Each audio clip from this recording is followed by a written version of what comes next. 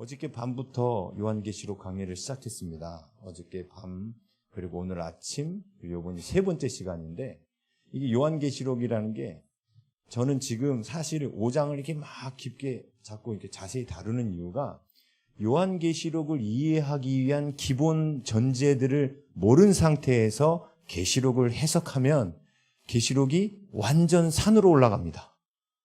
사공이 많으면 산으로 올라간다. 그 산이에요. 그 산. 시온산이면 괜찮은데 이 엉뚱한 알프스 산으로 올라가 버려요. 이게.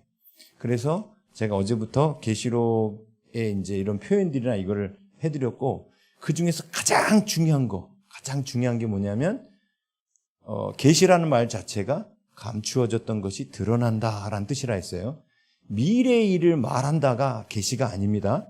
감추어졌던 게 드러나는 거예요.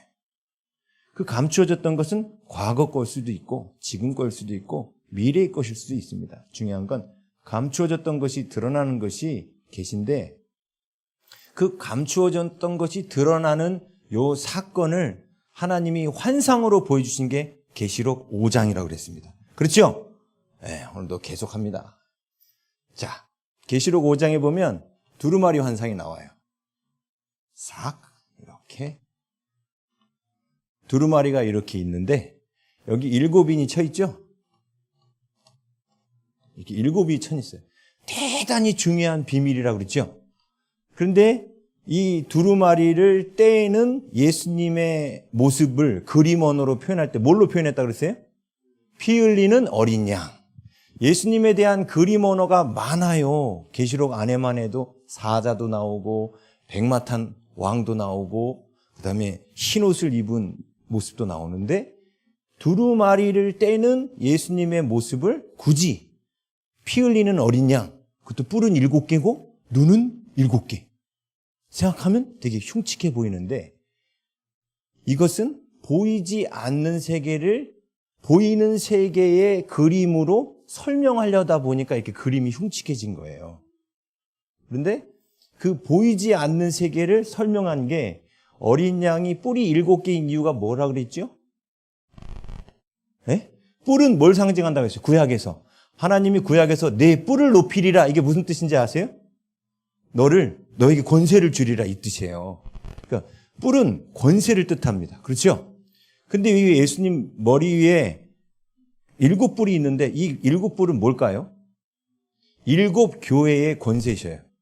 7교회란 7은 완전 숫자라서 이 온 땅에 있는 교회를 다스리시는 분이란 뜻입니다. 그렇죠. 그래서 뿔을 7개라고 표현한 겁니다. 자, 반면에 예수님의 눈이 7개다. 어린 양의 눈이 7개다는 무슨 뜻이라 했습니까? 예. 거기 성령이라고 나와 있잖아요. 예? 여기 온 땅에 보내심을 받은 하나님의 7영이더라. 근데 왜 7영이라고 했냐면 이사야서 11장 2절에 나왔죠? 여호와의 영, 지혜의 영, 모략의 영, 마라라라 해가지고 7영이라 했잖아요. 성령에 대한 구약의 표현이 성령을 7가지 영혼의 모습으로 소개를 했다 했죠? 네, 했어요. 그래서 피 흘리는 어린 양 예수만이 그 예수님의 모습으로 이 인을 떼셨다는 사건은 뭘 뜻한다 했어요? 이게 두루마리 자체가 뭐라고 그랬죠? 하나님의 비밀. 우리는 이 비밀 앞에 수식어가 붙어있던 걸 봤어요. 다른 신약 성경을 찾으면서 뭐라고 붙어있었냐면 창세로부터 감추어진 하나님의 비밀. 이 단어가 붙어있었어요. 근데 창세로부터 감추어졌다는 이 표현이 신약에만 나온 게 아니라 구약에서부터 하나님의 비밀은 창세로부터 감추어졌다 그랬습니다. 근데 그 비밀이 결론적으로 뭐라 했죠? 하나님의 영광. 이 비밀이 하나님의 영광이라 했어요. 자, 그러면서 로마서를 찾아서 이 영광의 정의를 바울이 어떻게 내렸는지를 보여드렸어요. 하나님의 영광이란 뭐다? 하나님의 성품과 하나님의 능력이다. 그분의 신성과 능력이 만물 가운데 분명히 보여져 알게 되나니. 그렇죠? 그리고 그 하나님의 영광을 썩어질 버러지와 금수와 우상의 형상으로 바꾸느니라. 저 하나님의 성품과 능력을 바울은 하나님의 영광이라고 표현했어요. 그렇죠? 자, 그런데 이 보이지 않는 하나님의 영광, 이 보이지 않는 하나님의 성품과 능력을 우리가 볼 수 있도록 하나님 누굴 보내셨어요? 예수님. 그래서 예수님을 보는 것이 곧 누구를 보는 것이다? 하나님을 보는 것이다. 빌립에게 얘기한 것처럼 나를 본 자는 이미 아버지를 보았거늘 나보고 아버지를 보이라 하느냐? 예수님 그렇게 말씀하시잖아요. 왜냐하면 예수님 안에는 골로새서 1장 말씀에 있었죠. 하나님의 모든 충만하신 것이 예수 그리스도 안에 거예요. 다시 말하면 예수님 안에 하나님의 성품과 능력이 담겨져 있었다 했죠. 네? 그래서 예수님을 보면 하나님을 보는 거예요. 그리고 이 하나님의 영광은 이미 구약에서부터 예언되어 있었다 했죠. 언제 등장했어요? 시내산 사건 때 처음 하나님의 영광이 나타나요. 그래서 시내산 꼭대기 있다가 성막으로 가셨고 그 다음에 성전으로 가셨고 그러다가 예루살렘 성전이 솔로몬 성전이 파괴될 때 떠나셨고 에스겔의 환상 가운데는 하나님의 영광이 돌아오는 게 보였는데 에스겔에서 43장인가 44장에 보면 하나님의 영광이 돌아오는 장면이 있습니다. 보였는데 역사 가운데는 실제로 안 돌아오셨다 했죠. 근데 그 영광이 언제 돌아오셨어요? 예수님이 요한복음 1장 14절 말씀이 육신이 되어 우리 가운데 거하심에 우리가 그의 그 영광을 보니 그 하나님의 영광이 육신이 되어 오셨어요. 그런데 문제는 뭐냐면 제가 이 하나님의 영광이 오셔서 예수님이 하나님의 성품과 하나님의 능력을 우리에게 친히 보여주셨습니다. 죄인들을 사랑하시고 공의를 베푸시고 그렇죠? 그리고 능력도 보여주셨죠. 오병이어 사건뿐만 아니라 옷자락만 만져도 낫고 뭐 많은 물을 변하여 포도주 되게 하시고 하나님의 능력도 보여주셨습니다. 우리에게 계속 하나님의 능력을 보여주셨고 하나님의 성품도 보여주셨습니다. 그런데 이렇게 하나님의 영광을 우리에게 보여주시는 목적이 뭐라고 했습니까? 그렇지요. 우리에게 하나님의 이 영광을 주고 싶으신 거예요. 우리. 그래서 요한복음 17장 21절인가요? 내게 주신 영광을 내가 그들에게도 주었습니다. 그러니까 우리들에게도 하나님께서 예수님이 받으신 영광을 우리들에게도 주신다라고 말했고, 네? 그 다음에 우리 성경에 보면 바울이 하나님이 우리를 그 부르신 목적을 갖다가 바로 우리가 저 영광을 받도록 부르셨다라고 써놨어요. 로마서 8장 30절. 로마서 8장 30절. 앞에 뜰 거니까 보세요. 로마서 8장 30절. 함께 읽습니다. 시작. 또 미리 정하신 그들을 또한 부르시고 부르신 그들을 또한 의롭다 하시고 의롭다 하신 그들을 또한 영화롭게 하셨느니라. 여기 영화롭게 하셨다라는 뜻이 영광이 되게 하셨다는 뜻입니다. 하나님이 우리를 창세전에 택하시고 부르시고 의롭다 하신 목적이 뭐냐? 우리가 하나님의 영광이 되게 원하신다는 거예요. 하나님의 영광이 된다는 뜻이 뭐다? 하나님의 성품과 하나님의 능력을 우리가 담는 거예요. 예? 그런데 이 두루마리 안에 바로 이 하나님의 성품과 능력에 대한 내용들이 기록되어 있는데 사실 이 두루마리 내용 자체가 예수님이죠. 근데 그 예수님이 이 두루마리 인을 십자가 사건 때 열어놓으신 거예요. 십자가로 말미암아 드디어 우리가 하나님의 성품과 능력을 깨닫고 이해할 수 있도록 그때부터 비밀이 열리기 시작한 겁니다. 그래서 계시록에서 말하려고 하는 비밀, 계시는 미래에 무슨 일이 일어날까? 이런 게 계시가 아니에요. 예? 물론 그런 것도 들어있지만 진짜 중요한 계시는 뭐예요? 하나님의 영광을 우리에게 가르쳐 주시는 거예요. 그런데 그 하나님의 영광을 우리에게 주시기 원하신다. 그 이유가 뭐라 했어요? 하나님이 우리를 뭐 하셨기 때문에? 낳으셨기 때문에 하나님은 우리가 아버지를 닮기 원하셔요. 부모가 자녀를 낳으면 자녀가 부모를 닮기를 원하죠. 여러분의 자녀가 손가락이 12개가 태어났어. 이쪽에 6, 이쪽에 6. 그러면 수술해서라도 잘라서 10개 만들죠. 왜요? 내가 10개니까. 그쵸? 6개씩 있으면 편하고 좋지 않아요? 응? 하나 더 있으니까? 근데도 잘라서 다 만쳐야 돼요. 왜? 부모를 닮아야 되니까. 이거는 이제 비유고, 하나님은 우리가 하나님의 성품과 능력을 담기 원하세요. 왜? 우리를 아들로, 딸로 낳으셨거든. 우리를 자녀로 낳으셨기 때문에 우리가 그분을 닮기 원하시는 거예요. 오늘 새벽 예배 때 그래서 죄에 대한 정의를 그렇게 내려주세요. 뭐가 죄지요? 하나님을 닮지 못한 모든 게 죄입니다. 그래서 마음이 차가운 남자들, 저같이 그런 사람들은 공감 능력이 떨어진다 했어요. 남을 공감하지 못하는 것도 죄예요. 공감하려고 안 하면 지옥 가요. 새벽 예배 때 안 놓은 분들을 위해서 말씀드리는 거예요. 무슨 소리 하시는 거예요? 나는 예수의 피로 구원 받았기 때문에 천국 갑니다. 무슨 공감 못한다고 지옥 간다고. 저 강사 이상하네. 자, 천국은 행위로 갑니까? 믿음으로 갑니까? 믿음으로 가는 거예요. 근데 뭘 믿으세요? 두 가지 믿는 거예요. 예수님께서 나를 위해서 죽으신 사실을 믿는 겁니다. 아멘?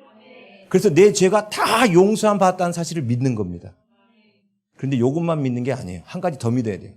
내 안에 그리스도께서 살아나실 것을 믿어야 돼요. 내 안에 그리스도께서 사신다는 뜻이 뭐예요? 예수님의 성품과 예수님의 능력이 나를 통하여 나타날 것을 믿어야 되는 거예요. 이걸 믿지 않으면 지옥 가요. 하나님의 성품과 능력이 나를 통해서 나타날 것을 믿지 않는 사람은 지옥 가요. 천국은 믿음으로 가는 나라예요. 하나님의 성품이 저는 이제 충성이라는 쪽에는 하나님이 좀 많이 주셨어요. 근데 공감이란 쪽은 아주 약해요. 예? 그럼 제가 하나님한테 이게 따지겠죠. 하나님 왜 저한테는 공감하는 능력 안 주셨잖아요. 아유, 됐어요. 그냥 충성만 열심히 할게요. 나머지는 좀 봐주세요. 이렇게 말할 수 있겠죠. 그럼 어떻게 된 거예요? 손가락 하나가 모질란 거죠. 우리가 누굴 닮기 원하신다고요? 그래서 공감하는 영역마저도 하나님을 닮기 원하시는 거예요. 그래서 바울은 동성애라는 극심한 사람들이 아주 큰 죄로 여기는 로마서 1장에 동성애라는 죄를 다루고 그 다음에 다루는 죄들이 사람들이 죄라고 생각하지 않는 죄를 써놨어요. 약속을 어기는 죄, 공감하지 않는 죄, 수근거리는 죄, 뒷담화하는 죄. 근데 이게 동성애의 죄하고 똑같다는 거예요. 왜 그렇죠? 뒷담화하는 게 하나님스러우십니까? 아니죠. 그래서 그건 죄인 거예요. 뒷담화하는 모습이 하나님을 닮지 못했잖아요. 근데 우리는 하나님을 닮기 원하시죠. 그래서 뒷담화하는 모습을 갖고 있으면 하나님 지옥에 간다고 정해놓으신 거예요. 네? 이걸 정해놓으셨으니까 하나님의 이 기준을 믿으면 뒷담화가 취미생활이고 유일한 낙인분들은 어떻게 하겠어요? 그 다음부터 하면 안 되겠죠. 근데 이것이 벌써 습관이 돼가지고 말이야. 하나님은 하지 말라고 그랬으니까 이 뒷담화하면 지옥 간대. 근데 내가 하나님을 닮아서 남을 격려하고 칭찬하는 말 해야지 막 뒷담화하면 안 되는데, 그래서 뒷담화를 안 하려고 딱 자리에 앉았는데 갑자기 누군가 막 얘기할 때 딱 속이 보여.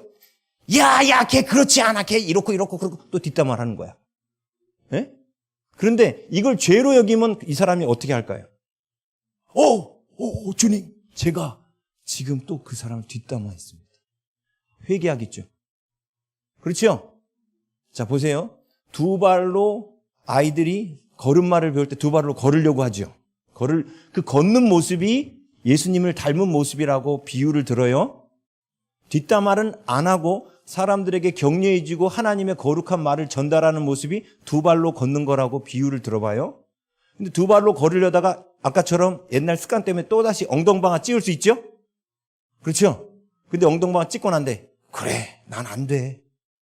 나는 그냥 이렇게 털퍼덕 앉아서 살아야 되는 게 내 운명인가 봐. 그리고 꼬마아이가 걸을 생각을 안 하고 계속 앉아만 있으면 부모 속이 어떨까요? 그냥 군밤을 쳐서라도 일어나 임마! 네 걸어야지 네가 임마! 그러지 않겠어요? 예? 제 말 이해가 되십니까? 네. 하나님께서 그래서 우리가 거룩해지려고 하는 마음을 갖고, 자, 근데 이렇게 일어나서 두 발로 걷다가 또 그 사람 그 다음 어떻게 할까요? 한 번 만에 걸을 수 있을까요? 근데 그 다음에 어떻게 해요? 또 엉덩방에 빵 찐다고요, 이렇게.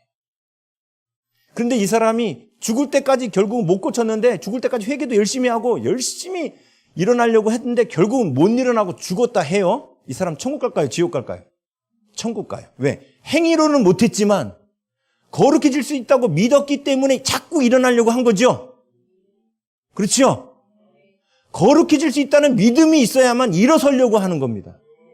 이 믿음 없으면 지옥 갑니다. 왜? 하나님을 닮을 수 있다라는 믿음이 없으면 지옥 갑니다. 죄사함만 믿는다고 천국 가는 게 아니에요. 그럼 예수님이 부활하지 않으셨어요. 그냥 죄를 대신해서 죽고 나서 끝나버리죠. 근데 왜 부활하셨어요? 갈라디아서 2장 20절. 내가 그리스도와 함께 십자가에 못 박혀 죽었나니 그런즉 이제는 내가 산 것이 아니요 내 안에 그리스도께서 사시는 거예요. 그 그리스도가 사시는 그 모습이 뭐예요? 내 안에 하나님의 성품과 하나님의 능력이 드러나는 것입니다. 그렇게 드러날 수 있다라고 믿는 사람만이 엉덩방아를 쪄도 다시 일어나고 엉덩방아를 쪄도 다시 일어나는 거예요. 이러다 보면 이 사람 가운데 주님을 닮는 모습도 생길 것이고 주님을 닮지 못한 채 죽는 것도 있겠죠. 주님을 닮지 못한 채 죽었다고 해서 주님이 이거 갖고 처벌하진 않는다는 겁니다. 이게 로마서 3장 이야기예요. 이게. 왜? 내가 거룩해질 수 있다고 믿었기 때문에 이 사람은 엉덩방아를 찢지만 그 다음에 또 걸으려고 했지 않습니까? 이게 회개지 않습니까? 회개란 다시 일어나서 걸으려고 하는 데까지가 회개예요. 다시 주님의 성품대로 살려고 하는 모습까지가 회개인 겁니다. 아멘? 이게 뭐냐? 하나님의 영광이 내 안에 임하는 겁니다. 그렇죠? 그래서 이 두루마리의 비밀은 예수님이 사셨던 그 성품과 능력대로 내가 이 삶에서 살아갈 때에 그 비밀이 뭔지 내가 알게 되는 거예요. 지금 제가 말씀으로 여러분한테 가르쳐 드린다고 이 비밀을 아는 게 아니에요. 제가 공감을 되게 못하거든요. AI라고 그래요. 저 교인들이 저보고 AI 공감이라고 그래요. 공감을 하도 못해가지고 참 마음이 아프겠다. 그렇구나. 막 이렇게 해요. 근데 제가 이거 놓고 기도를 안 해봤어요. 하나님 저한테 공감 능력을 주세요라고 기도를 안 해봤어요. 근데 놀라운 건 이게 죄라는 사실을 알고 제가 하나님 앞에 기도를 시작했습니다. 그랬더니요. 놀라운 건 마음으로는 공감이 안 되는데 머리로 하나님이 정보를 가르쳐 주시는 거야. 제가 지금 마음이 힘들어하고 마음으로는 공감이 안 되는데 머리로는 가르쳐 주시더라고요. 감사하지요. 일단은 머리로라도 가르쳐 주시니까. 전에는 눈치도 못 챘거든요. 이제 머지않아 마음으로도 공감한 날이 올 줄 믿습니다. 그러면 사람들이 저를 볼 때, 저하고 대화할 때 아픈 마음을 공감해 줄 때 저를 보는 게 아니라 누구를 보게 될까요? 그렇죠. 저를 통하여 예수님을 보게 되는 거예요. 저를 통하여 하나님의 성품을 보게 되는 거예요. 이게 우리가 주님을 닮아가는 주님의 자녀인 겁니다. 아멘? 예. 그래서 영광을 받아야 된다고 이렇게 말씀을 드렸는데 제가 큰 실수를 했구나 싶었어요. 뭐냐면 그 영광 꼭 받아야 됩니까? 이런 분들이 있더라고. 그래서 그럴 수도 있죠. 예? 그 영광 없이 그냥 일단 그 영광 안 받으려고 생각하면 지옥 갈 것 같지 않습니까? 네. 자, 근데 제가 이제 좀 쉽게 말씀드리려고 할게요. 왜 하나님의 영광이 우리에게 필요한가? 사람들은 하나님이 흙으로 우리를 빚으셨습니다. 그렇죠?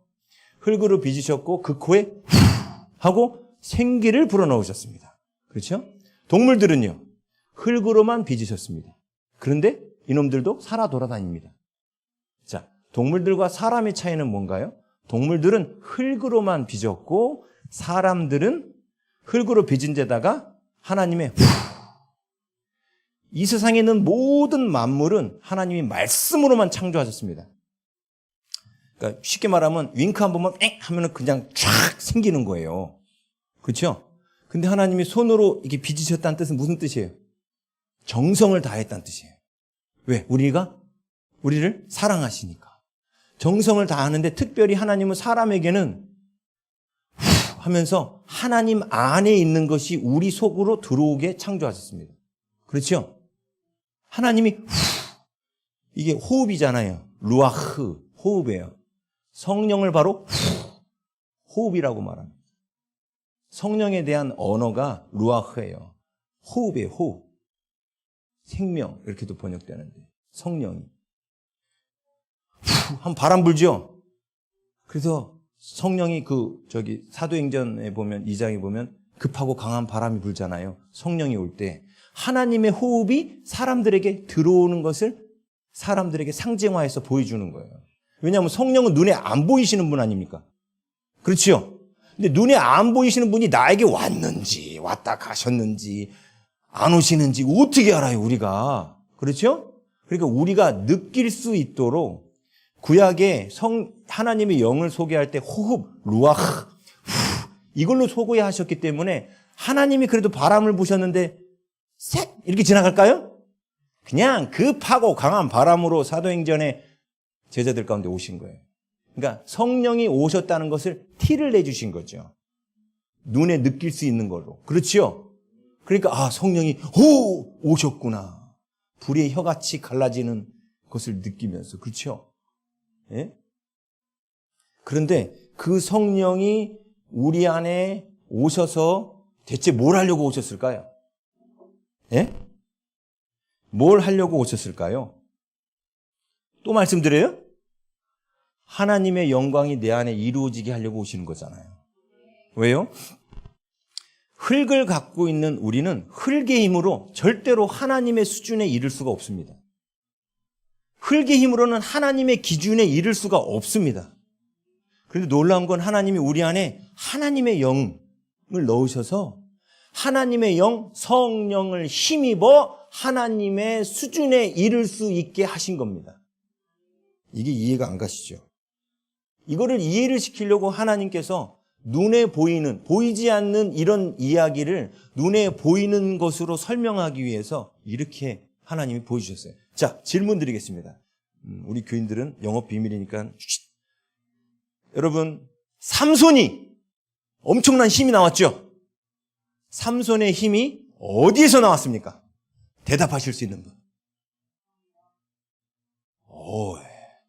영업 비밀을 어떻게 하셨네. 근데 많은 분들은 머리카락에서 나온 줄 알아요. 네, 그런데 사사기 14장 6절 한번 띄워주시겠습니까? 사사기 14장 6절. 잘 보세요. 삼손의 힘이 어디서 나왔다고 기록하는가. 함께 읽습니다. 시작. 여호와의 영이 삼손에게 강하게 임하니 그가 손에 아무것도 없이 그 사자를 염소새끼 찢는 것 같이 찢었어. 스톱. 여기 보니까 삼손이 힘을 낼 때 삼손의 힘이 어디서 왔다고 말해요? 여호와의 영이 삼손에게 강하게 임했다라고 말합니다. 그렇죠? 그러면 그 사자를 염소같이 찢는 그 힘이 삼손 안에서 만들어진 겁니까? 아니면 외부에서 삼손 안으로 들어온 겁니까? 전자입니까? 후자입니까? 후자죠. 삼손 안에서 만들어진 힘이 아니라는 거예요. 어디서부터 왔어요? 하나님의 영이 들어오시니까 힘이 났다는 거예요. 자, 삼손이 무거운 걸 확 들어 올려요. 근데 자기 힘으로는 못 올려요. 근데 하나님의 영이 임하니까 무거운 걸 들어 올리는 거죠. 이 무거운 걸 들어 올리는 게 제가 공감 못하는 거라고 생각해 봐요. 제가 공감하고 싶어도 공감이 안 돼. 이 공감하려고 하는 이 돌을 들려고도 아무래도 안 들려. 아무리 힘들어도 안 들려. 근데 여호와의 영이, 성령이 내 안에 임하시면 어떻게 됩니까? 이걸 그냥 쑥 들어버리는 거예요. 성령은 우리가 하나님의 영광에 이르도록 돕기 위해서 오신 겁니다. 그런데 제 안에 공감할 생각이 없어요. 이걸 들을 생각이 없어. 예?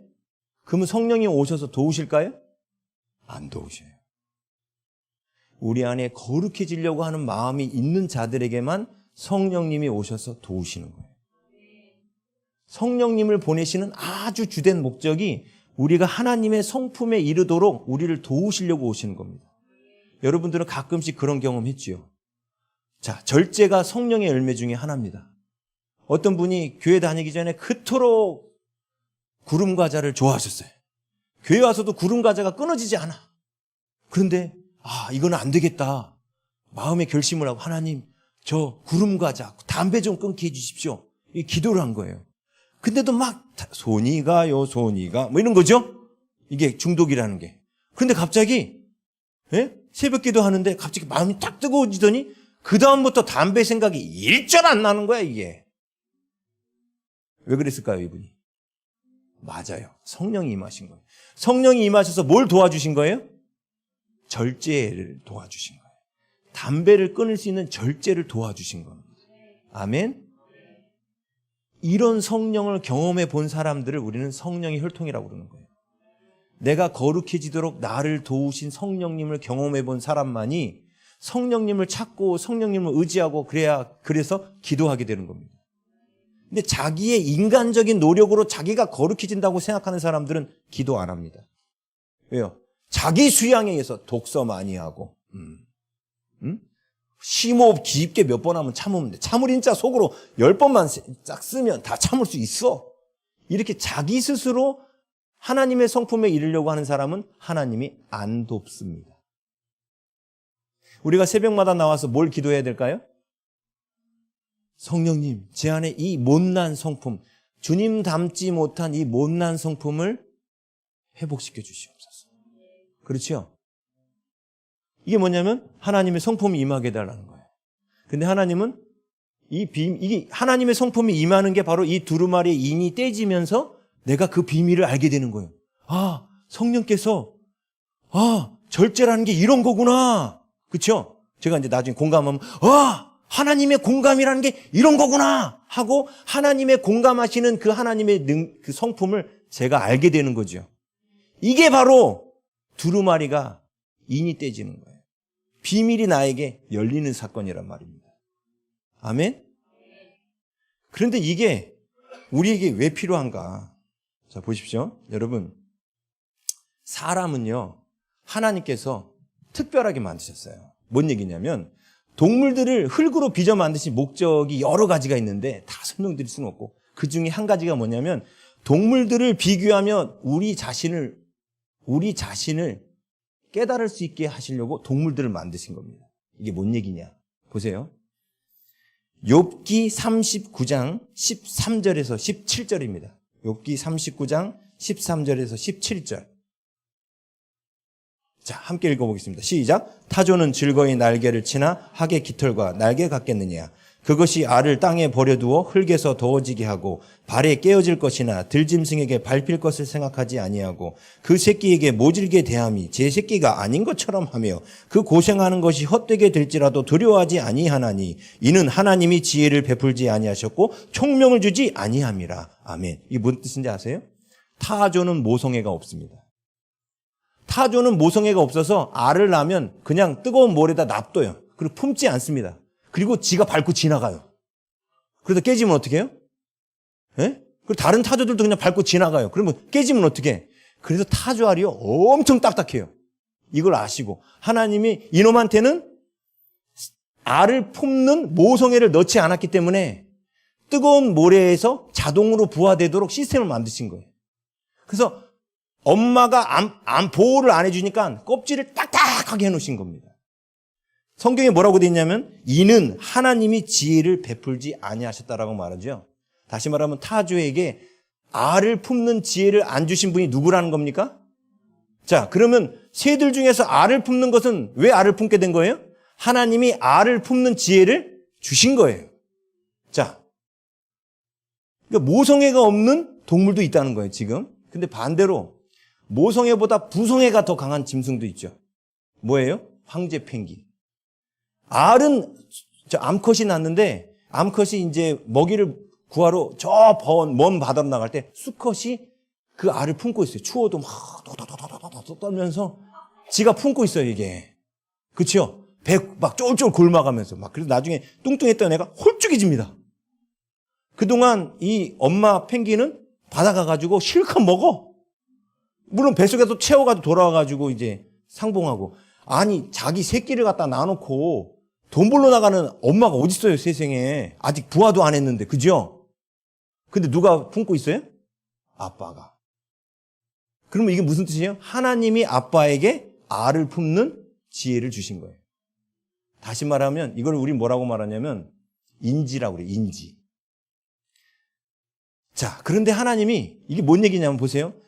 우리가 자식을 낳고 자식을 그냥 값없이 무조건 사랑하지 않습니까? 그렇죠? 자식 낳고 자식 사랑 안 하는 분 계시죠? 아니, 있어요. 간혹 계셔요. 마음에 병 걸린 분들은 엄마들이 자식 낳고 자식 사랑 안 하는 분도 가끔 계셔요. 그런데 대부분은 자식을 낳으면 끔찍이 사랑합니다. 내 생명처럼 사랑하죠. 근데 그 사랑 교육 받으셨어요? 어디 대학 나오셨어요, 혹시? 예? 교육 받으셨나요? 아니죠. 근데 혹시 어머님이 그 친정 어머님이 출가할 때 그러시던가요? 너가 자식을 낳으면 네 생명 다해 사랑하거라. 그러셨나요? 교육 안 받았어요. 그런데 왜 여러분이 자식을 내 목숨보다 더 사랑하는 마음이 대체 어디서 온 겁니까? 이제 아시겠죠? 하나님이 넣어놓으신 거예요.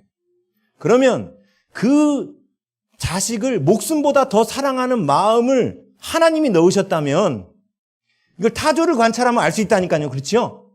그래 동물을 만드신 거예요. 동물을 보다 보면 내 안에 이게 있는데 이거 하나님 주신 거구나 이렇게 알 수 있다는 거죠. 예? 그런데 놀라운 거는 내 안에 내 자식을 위해서 목숨까지 내줄 수 있는 사랑을 내 안에 넣으신 분이 하나님이라면 하나님 안에도 그 사랑이 당연히 있지 않겠습니까? 그렇죠. 하나님이 본인이 안 갖고 계신 걸 우리 안에 넣으실 수 있습니까? 그럴 수는 없어요. 하나님 안에 그 사랑이 있으니까 우리 안에 넣어놓으신 거예요. 이거를 우리는 메타인지라고 그래요. 동물들은 갖고 있지 않은 사람만 갖고 있는 인지들이 있어요. 사람만 특별히 갖고 있는 인지가 있는데 그게 뭐냐면 그 중에 하나가 사람은요 영원히 살고 싶은 욕망이 있습니다. 그렇죠? 동물들은 영원히 살고 싶은 욕망이 없습니다. 동물들은 죽음이라는 것 자체는 두려워하지만 죽음 이후에 대해서 걱정하지는 않습니다. 또 살아있을 때 죽음 이후를 걱정하는 인지는 지혜는 하나님이 사람에게만 넣으신 거예요. 그래서 다들 이제 젊을 때는 이거 별로 생각을 안 해. 물론 사색하고 좀 철학적인 애들은 내가 어디서부터 왔는가? 내가 어디로 갈 것인가? 젊을 때 이렇게 고민하는 사람들은 빨리 하나님 만날 수 있습니다. 근데 요즘에는 막 이 휴대폰에 미디어에 뭐해 해가지고 생각할 틈을 안 줘요, 애들한테. 인생에 대해서 진지한 고민을 할 틈을 안 줘요. 그래서 애들이 가벼워지고 있잖아요. 막 살고 있고. 그런데 죽음에 가까운 분들은 다들 고민하죠. 내가 죽고 난 이후에 어떻게 될 것인가. 이것도 무슨 지혜예요? 하나님이 주신 지혜. 다시 말하면 우리의 인생이 이 땅으로 끝이 아니라는 거예요. 죽음 이후의 세계에 대해서 걱정할 수 있는 인지를 누가 넣으신 거예요? 하나님이 넣으신 거예요. 그래서 우리 인간 안에 성경에 나오죠. 영혼을 사모하는 마음을 주셨다고. 그 영혼을 사모하는 마음을 누가 넣으셨다고요? 하나님이 넣으신 거예요. 이 뜻은 무슨 뜻이에요? 우리가 영원히 존재할 자란 뜻이죠. 그래서 영혼을 사모하는 마음도 들어온 겁니다. 또 한 가지, 우리 안에 또 뭐가 있어요?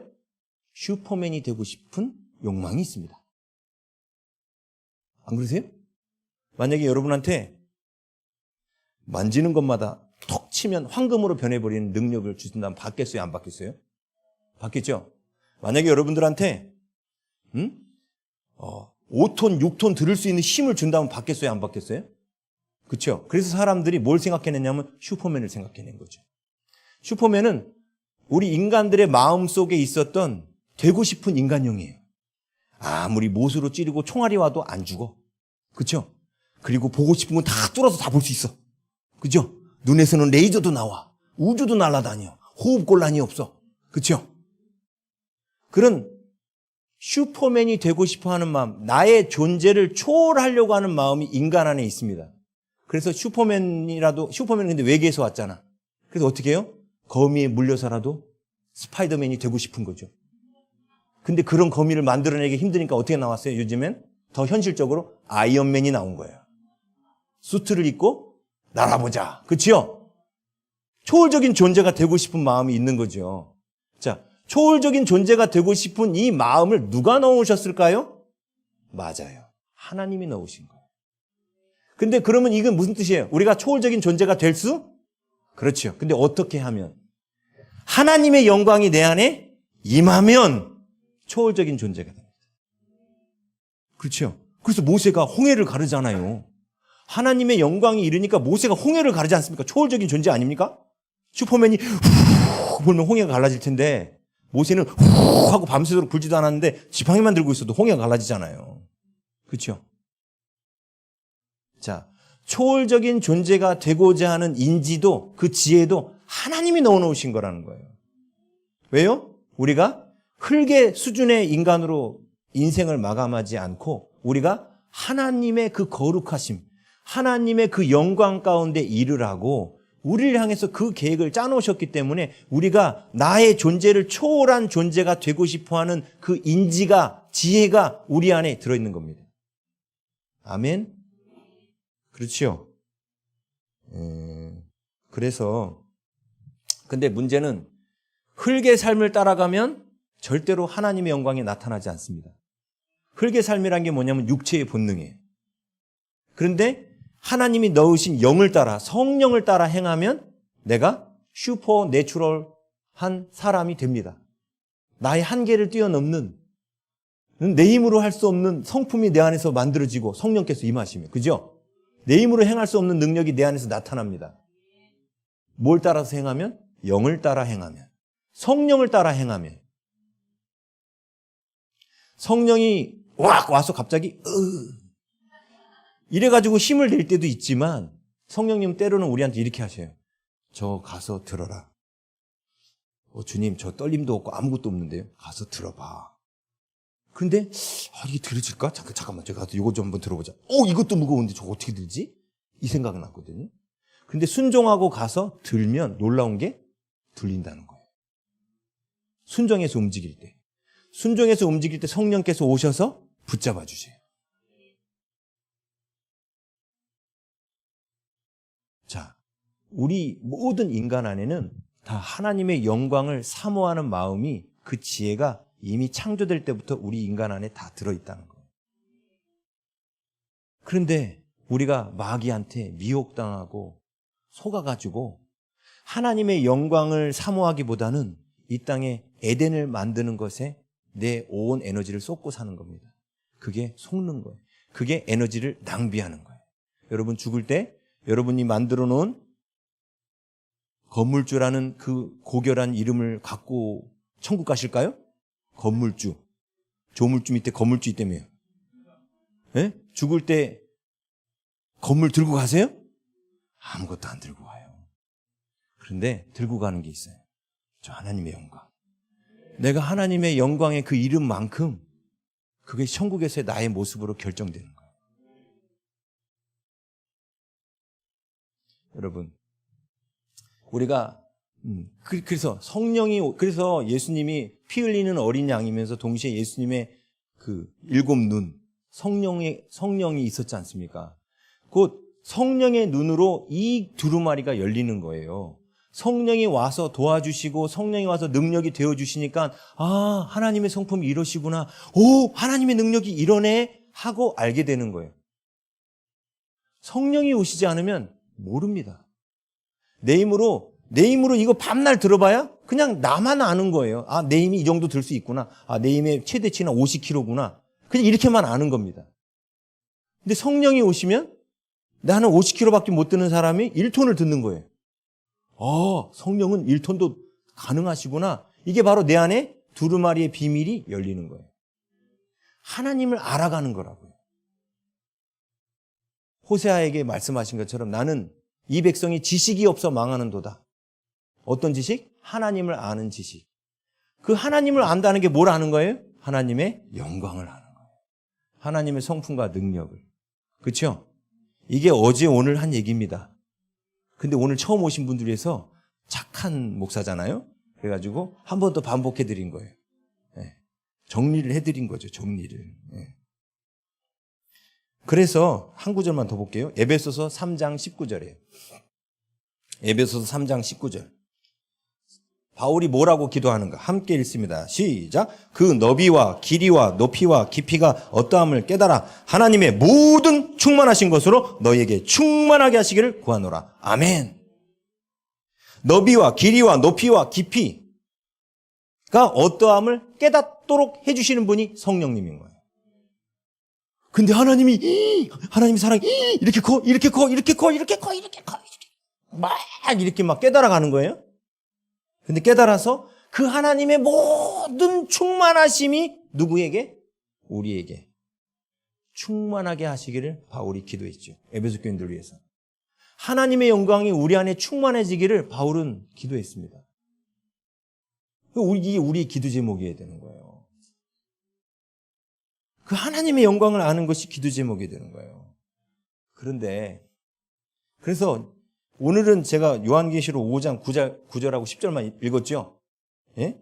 거기 가보면 10절에 그들로 우리 하나님 앞에서 나라로 만드시고 제사장들로 만드셨다. 이렇게 한다고 했잖아요. 예? 이 나라로 만드셨다라는 요 말씀을 나누려고 합니다. 여기서 계시록에서 말하는 하나님의 나라를 이해를 못하면 어떤 일이 일어나느냐? 여러분들이 예수님을 다시 십자가에 못 박는 일이 벌어집니다. 뭔 소리예요, 이게 갑자기? 뭔 소리냐면 계시록에 나온 하나님의 나라, 새하늘과 새 땅, 막 이런 거 나올 때마다 하나님의 나라라는 이 개념이 나올 때마다 대부분의 성도들은 성경을 읽으면서 죽어서 가는 영혼이 둥둥둥둥 떠다니는 어떤 영계, 자꾸 하나님의 나라를 이렇게 이해합니다. 그런데 이게 복음서나 바울 서신서나 서신서들이 가르치는 하나님의 나라와는 아주 먼 생각입니다. 갑자기 복음서에서는 하나님의 나라를 이렇게 가르쳤는데 계시록에서는 하나님의 나라가 확 바뀔까요? 요한이 요한복음 쓰면서는 하나님 나라를 이렇게 설명했는데 계시록 와서는 확 바뀔까요? 아니겠죠. 누가복음에 보면 예수님께서 하나님 나라에 대해서 가르쳤다는 내용이 나옵니다. 예수님께서 자신이 메시아라는 사실은 자꾸 숨기셨어요.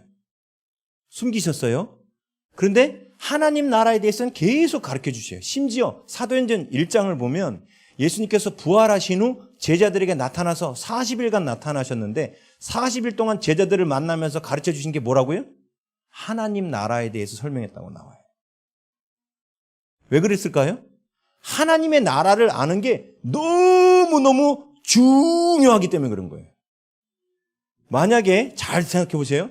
하나님의 나라라는 게 우리가 죽어서 이 영혼이 둥둥 가는 나라라면 주기도문 가운데 나라가 임하시오며 이렇게 기도하면 말이 돼요? 말이 안 되죠. 베드로전서 2장 9절 너희는 택하신 족속이요 거룩한 나라라 그랬잖아요. 그럼 하나님의 나라에 가는 것이 거기 가는 게 아니잖아요. 그렇죠? 예수님이 왜 십자가에 못 박혀 죽으셨느냐? 유대인들이 하나님의 나라를 끝까지 제대로 이해를 못했기 때문에 예수님이 십자가에 못 박혀 죽으신 거예요. 뭔 소리냐? 유대인들은 하나님의 나라를 이 땅에 세워지는 유토피아라고 생각한 겁니다. 그래서 로마의 그 식민지로부터 해방되어서 구약에 나온 것처럼 이스라엘이 전 민족의 제사장 나라가 되어서 더 이상 식민지 국가가 아닌 로마와 같은 제국을 이루어서 전 세계 사람들을 지배하고 통치하고 다스리는 그런 나라를 꿈꿨습니다. 그러다 보니까 당연히 메시아도 무엇을 위해 오셔야 되냐면 유대인들이 꿈꾸는 그 나라를 이끌 자가 오셔야 되는 거예요. 그렇죠? 예수님이 왜 처음에 자꾸 하나님의 아들이라는 사실, 메시아라는 사실을 자꾸 숨기셨냐면 누가 보면 숨기셔요. 계속 앞부분에서. 숨기신 이유가 뭐냐면 하나님 나라의 개념이 잘못됐는데 그 하나님 나라의 통치자라고 밝히면 어떻게 돼요? 망하는 거예요. 왜 망해요? 유대인들은 왜 예수님을 왕으로 삼으려고 했죠? 세상에 전투할 때 중요한 게 뭐냐면 전투 식량입니다. 그렇죠? 물고기 2마리, 보리떡 5개로 5,000명을 먹여요. 여차하면 식량 요만큼만 들고 가면 전 세계 어디나 가서 정복할 수 있습니다. 왜? 주님이 뿅 그러면 쫙 먹어버리잖아요. 세계 정복을 위하여 식량이 너무 중요한 거예요. 징기스칸이 저 유럽까지 뻗어나갈 수 있었던 비결이 뭔지 아세요? 식량 때문에 그래요.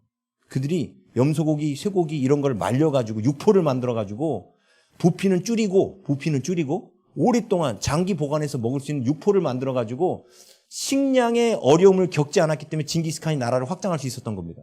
그만큼 나라의 확장에 있어서 식량은 절대적인 거예요. 근데 예수님이 어떤 분이에요? 보리떡 5개, 물고기 2마리로 5,000명 먹이시고 12강줄이가 또 남아 이게. 남는다는 게 또 포인트지 이게. 그렇죠? 응? 그런 분이니까 이런 분만 모셔가서 이런 분이 메시아가 돼버리면 자신들이 꿈꾸던 그 하나님의 나라가 이루어지는 거죠.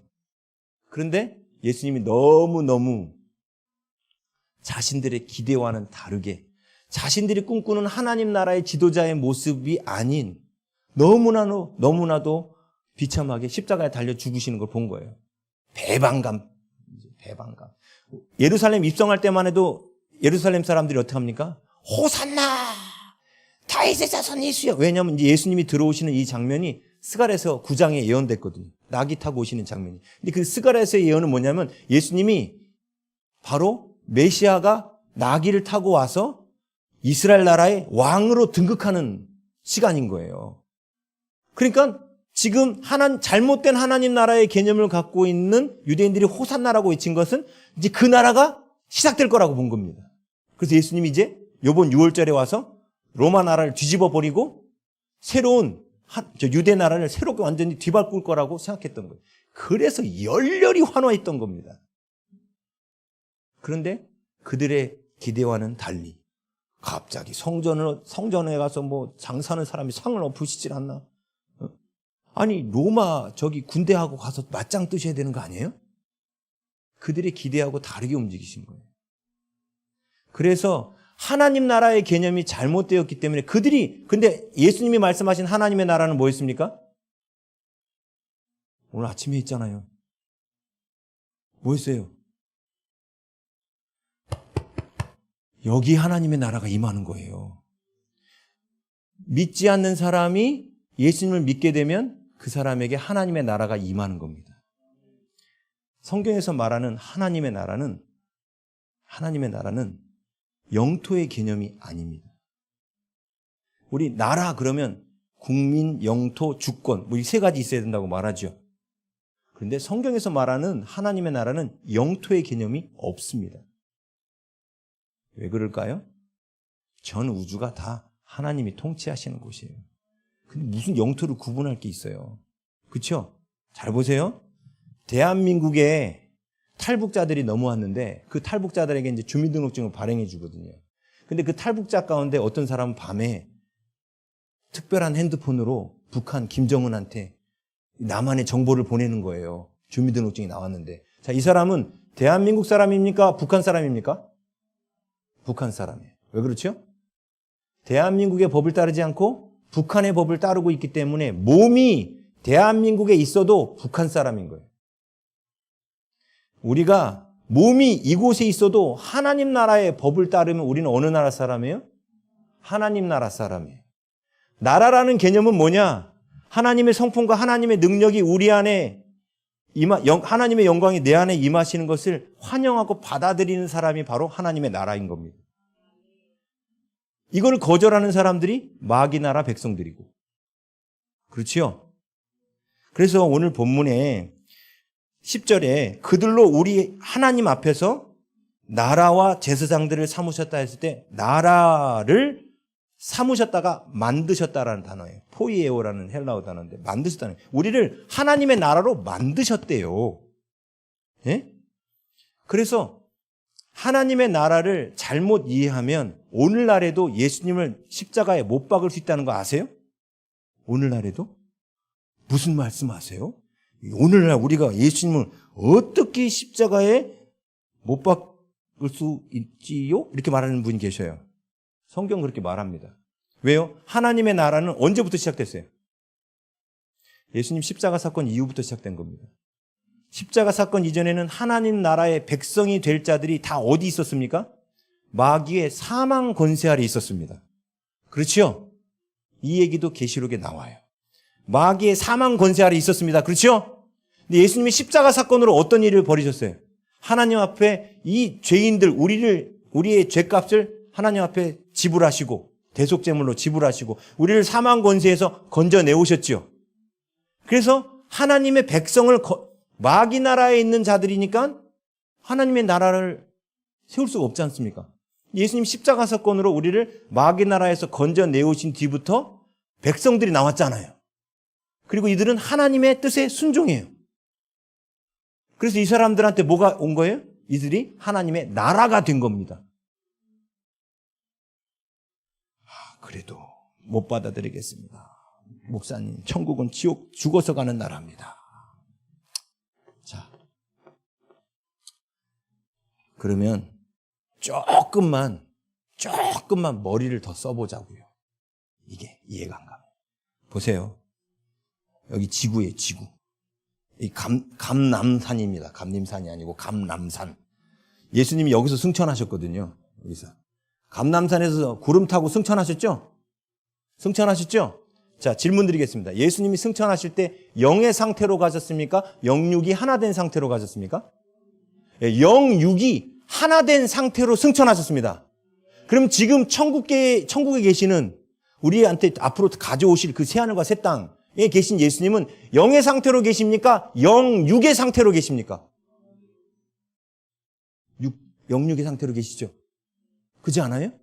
자, 그러면 그 예수님 계신 곳에 영육의 상태로 있는데, 그러니까 영육의 상태라는 건 지금 저처럼 이렇게 만지면 제자들이 부활하신 예수님 만질 수 있었잖아요.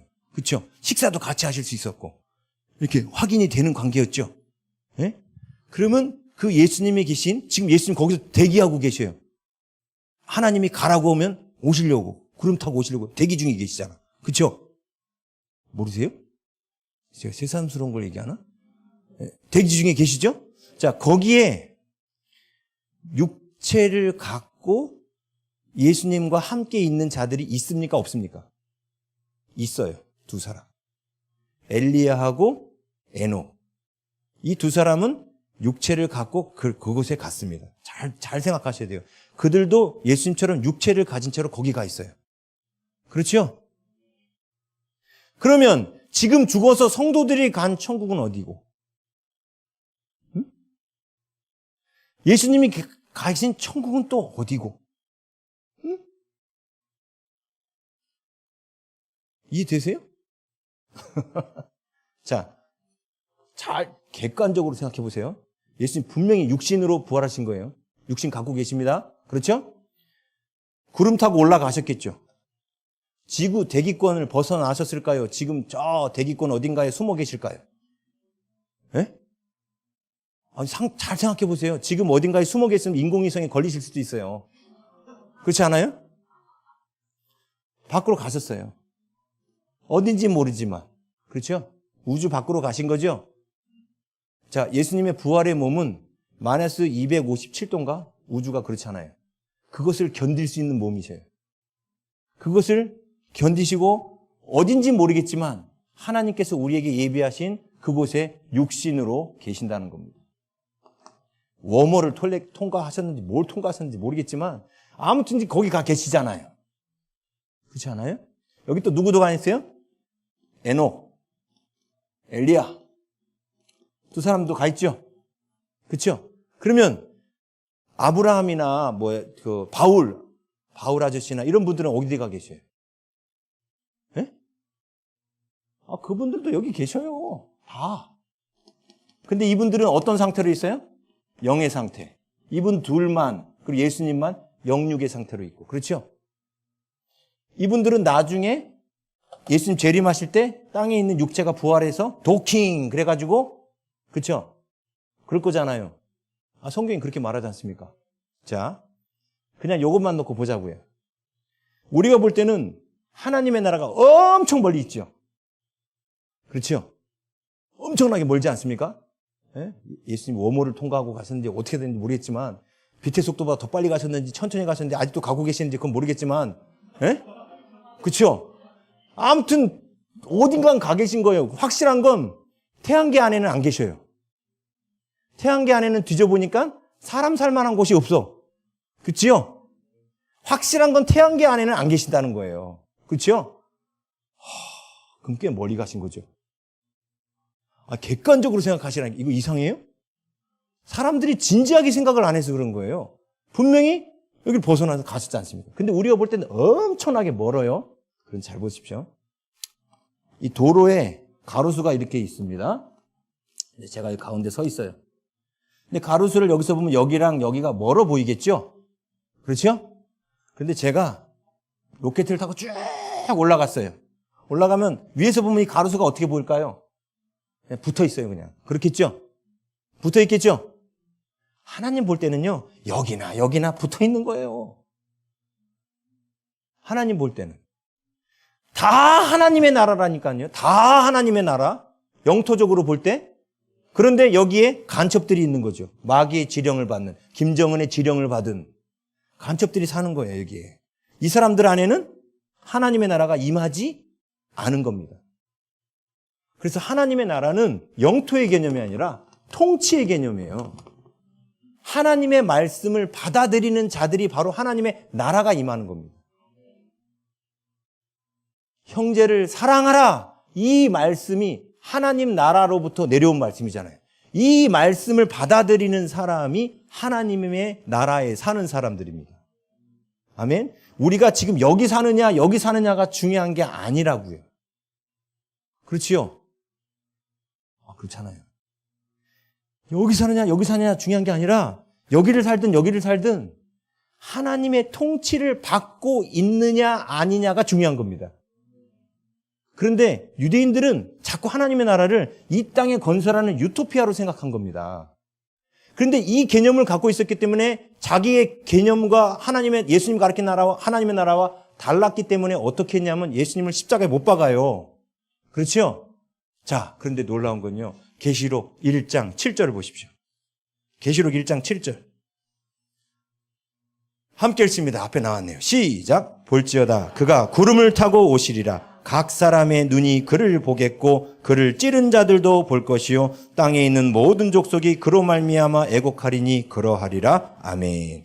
예수님이 구름 타고 오실 것에 대해서 예언합니다. 그런데 거기에 뭐라고 나오냐면 각 사람이 보는데 거기에 예수님을 찌른 자들이 본다는 거예요.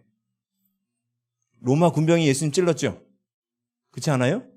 그럼 예수님 찌른 자들이 그때까지 살아남아서 본다는 걸까요? 아니겠죠?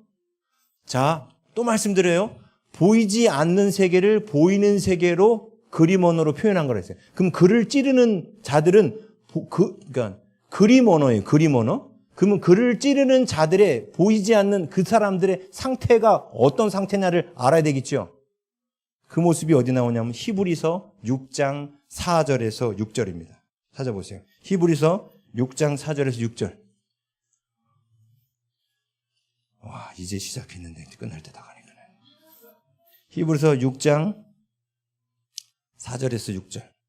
자, 함께 읽어보겠습니다. 시작. 한번 빛을 받고 하늘의 은사를 맛보고 성령에 참여한 바 되고 하나님의 선한 말씀과 내세의 능력을 맛보고도 타락한 자들은 다시 새롭게 하여 회개하게 할 수 없나니 이는 그들이 하나님의 아들을 다시 십자가에 못 박아 드러내 놓고 욕되게 함이라. 아멘.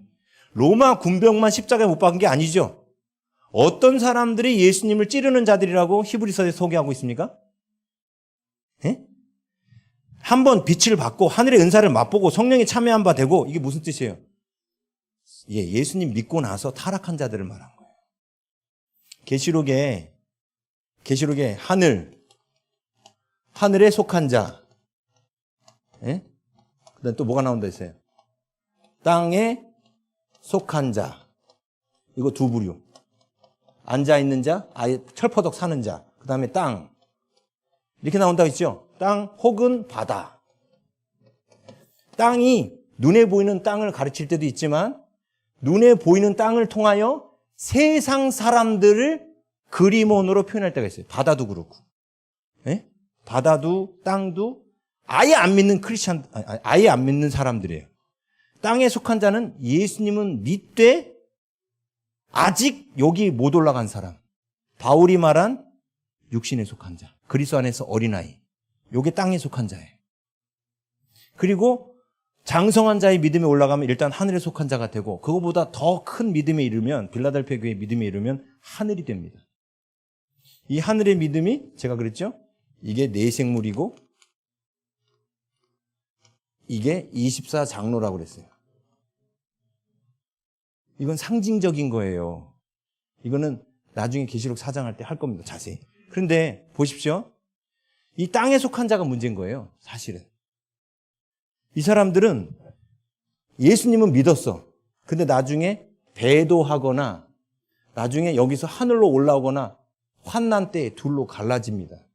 앞으로 전 세계에 임할 후 3년 반의 대환난이 옵니다. 그때에 배도하는 사람이 있고 하늘에 속한 자로 올라오는 사람이 있는 거예요. 그리고 이 사람들은 후 3년 반이 시작되기 전에 이미 하나님이 원하시는 성숙한 믿음에 이르러 있는 사람들을 말하는 겁니다. 그런데 이 땅에 속한 자 가운데 여기 나온 것처럼 한번 빛을 받고 하늘의 은사를 맛보고 성령이 참여한 바 되고 하나님의 선한 말씀과 내세의 능력을 맛봤죠. 예? 그런데 그 뒤에 어떻게 돼요? 타락한 자들을 뭐라고 표현합니까? 배도한 사람들. 여기다가 다시 배도해버린 사람을 뭐라고 말해요? 예수님을 십자가에 못 박은 자라고 말합니다. 그렇죠? 그러니까 예수님을 그 시대에만 못 박는 게 아니라는 거예요. 지금 이 시대에도 예수 그리스도 안에서 하나님의 자녀가 되고 부름 받았는데 예수님 믿고 나서도 나는 죄를 사랑해 하고 거룩해지려고 안 하는 사람들, 그런 사람들 성경은 뭐라고 표현한다고요? 예수님을 찌른 자라고 표현한다고요. 이건 상징 언어라고 했잖아요. 예수님을 찌른다는 뜻이 뭐예요? 예수님 마음이 얼마나 찌리겠어요. 죄를 씻겨 주셨건만 계속해서 죄 짓는 걸 우습게 여기고 거룩해질 생각 안 하고 살면 예수님 마음이 얼마나 아프시겠어요. 그래서 그런 사람을 예수님 찌른 자라고 계시록 1장 7절도 표현하잖아요. 여러분, 예수님 구름 타고 오실 때 여러분이 옛날 복음성가 가사 때문에 잘못 알고 계시는 게 있어요. 옛날에 이런 거 있어요. 먼 하늘 조그만 구름만 떠도 행여나 내 주님 오시는가 해 해가지고 구름 타고 오시는 예수님 기다리는 분들이 있어요. 성경은요 뭐라고 말하냐면 마태복음에 나와요. 구름 타고 오실 때 우리가 함께 타고 와야 됩니다. 이게 뭔 소리예요? 구름 타고 오실 때 함께 타고 와야 돼요. 부활의 몸으로. 우리는 구름 타고 오시는 예수님을 맞이하는 게 아니라 구름 타고 오실 때 함께 타고 와요. 마태복음 24장에 나옵니다. 안 믿으시는구나. 마태복음 24장. 제가 몇 절인지 까먹었어요. 24장 31절. 24장 31절. 제가 썼네요. 한번 함께 읽겠습니다. 시작. 그가 큰 나팔 소리와 함께 천사들을 보내리니 그들이 그의 택하신 자들을 하늘 이 끝에서 저 끝까지 사방에서 모으리라. 아멘. 잘 보세요. 큰 나팔 소리라는 게 이게 7번째 나팔, 마지막 나팔이겠죠. 예? 그렇죠? 그 마지막 나팔 소리와 함께 예수님께서 천사들을 보내신대요. 그렇죠? 근데 천사들이 하나님의 백성을 어디서 데리고 와요? 뭐라고 써 있어요, 지금? 그의 택하신 자들을 하늘 이 끝에서 저 끝까지 사방에서 모으리라. 어디서 모으신다고요? 하늘에서 모아요. 하늘에 있으니까 하늘에서 모으시는 거예요. 예? 우리 눈으로 볼 때, 제가 아직 하늘에 속한 자 믿음이 되는지는 개인적으로 판단하지 마시고, 그냥 이르렀다고 그래요. 이르렀다고 그래요, 그냥. 네. 그러면 제가 여기 서 있으면 여러분은 제가 땅에 있는 자처럼 보이잖아요. 근데 하나님은 우리를 볼 때 어디 있는 자로 계산하신다고요? 하늘에 있는 자로. 그래서 24장로들이 하나님 보좌 주변에 있지 않습니까? 하늘에 있지 않습니까? 오늘 아침 시간에 봤죠? 우리가 예수 그리스도의 말씀을 따라 누군가를 섬길 때 이 모습이 왕노릇하는 것이고 그 왕노릇하는 모습이 24장로들이 보좌에 앉아있는 모습이라고 그랬죠? 아침에 봤잖아요. 그렇죠? 그러면 저는 어디 있는 거예요 지금? 예수님의 명령에 따라 사람들을 사랑하고 섬기고 있으면 지금 왕노릇하고 있는 거죠? 네? 다른 사람의 발을 씻겨주고 먹여주고 헐벗은 사람 찾아가서 옷 입혀주고 그러고 있으면 나는 뭐 하고 있는 거예요? 예? 왕노릇하고 있는 거예요. 근데 어디 있다고요? 그 사람은 하늘에 있는 거예요. 여러분 볼 땐 땅에 있지만 하나님 볼 때는 어디 있는 거예요? 하늘에 있는 거예요. 왜요? 우리의 시민권은 하늘에 있거든요. 하나님이 보시는 하늘이라는 개념이 지금 예수님 계신 이 땅을 하늘이라고 말하는 게 아니라고요. 하나님과 함께 있는 곳이 바로 하늘입니다. 주 예수와 동행하면 그 어디나 하늘나라예요. 하나님과 동행한다는 뜻이 뭐냐면 하나님의 통치를 받아들여서 순종하여 움직인다는 뜻이에요. 하나님께서 저보고 동쪽에 가라 말씀하셨어요. 근데 제가 싫어서 서쪽으로 갔어요. 그럼 하나님의 마음은 저기 계시겠죠. 그럼 하나님하고 저는 갈라선 거예요, 지금 벌써. 근데 하나님이 원하셔서 그쪽으로 따라갔습니다. 그럼 어떻게 되는 거예요? 하나님과 동행하는 거죠. 이 동쪽으로 가라가 때로는 이렇게 들리기도 하죠. 너 원수에게 찾아가서 빚 다 탕감해줘. 이렇게 말씀하실 때도 있고. 너 원수에게 찾아가서 그냥 용서한다고 한마디만 해줘. 이렇게 말씀하실 때도 있죠. 그렇지 않아요? 그런데 그렇게 말씀하실 때에 그 말씀에 순종하면 내가 하나님이 원하시는 곳에 함께 가는 거죠. 그 사람은 하나님과 동행하고 있죠. 그럼 그 사람은 지금 어디 있는 거예요? 하늘나라. 예수님이 이 땅에서 제자들에게 심지어 부활하시고 난 뒤에도 그토록 가르쳤던 하나님의 나라는 이런 나라예요. 그래서 마태복음에 주기도문 가운데 뭐라고 그래요? 주기도문 가운데. 예? 마태복음 6장 10절. 나라가 임하시오며 이렇게 하죠. 근데 6장 33절에서 뭐라고 그래요? 너희는 먼저 그의 나라와 그의 의를 구하라. 그의 나라를 구하라는 게 결국은 뭡니까? 오직 하나님과 동행하며 하나님의 말씀대로 살아라요. 그게 바로 하나님의 나라가 되는 거예요. 예수님이 십자가로 우리에게 뭘 허락하셨느냐? 이제 우리가 하나님의 통치 아래 있도록 하신 겁니다. 자, 이게 하나님 나라예요. 하나님 나라는 죽어서 가는 어딘가가 아니라고요. 하나님과 함께 있는 곳이 하나님 나라입니다. 하나님의 개념은 우주 저 끝이나 여기나 거가 거기입니다. 그렇지 않아요? 객관적으로 생각해 보세요. 100억 광년 떨어진 곳에 지금 예수님이 계시더라도 하나님 볼 때는 그냥 눈 깜짝할 사이 여기나 거기나 하나님 볼 때는 똑같아요. 그냥. 그러지 않아요? 전 우주가 다 하나님 다스리시는 곳입니다. 그래서 하나님께서 생각하시는 하늘나라는 어디냐? 하나님 계신 곳이 하늘나라예요. 이거를 알아야 계시록에서 나오는 나라라는 개념을 이해할 수 있습니다. 천년 왕국이라는 단어가 갑자기 왕국이라는 단어로 바뀌어가지고 사람들이 생각하는데 천년 나라예요. 근데 천년이라는 게 왜 갑자기 나왔냐면 출애굽기 20장 6절 말씀 좀 떼어주세요. 출애굽기 20장 6절. 자, 함께 읽겠습니다. 시작. 나를 사랑하고 내 계명을 지키는 자에게는 천대까지 은혜를 베푸느니라. 자, 구약은 수비학이라는 게 있어요. 수비학. 숫자를 통해서 어떤 메시지를 전달하는 겁니다. 자, 지금 이스라엘이 대수가 아브라함 때부터 천대까지 내려왔을까요?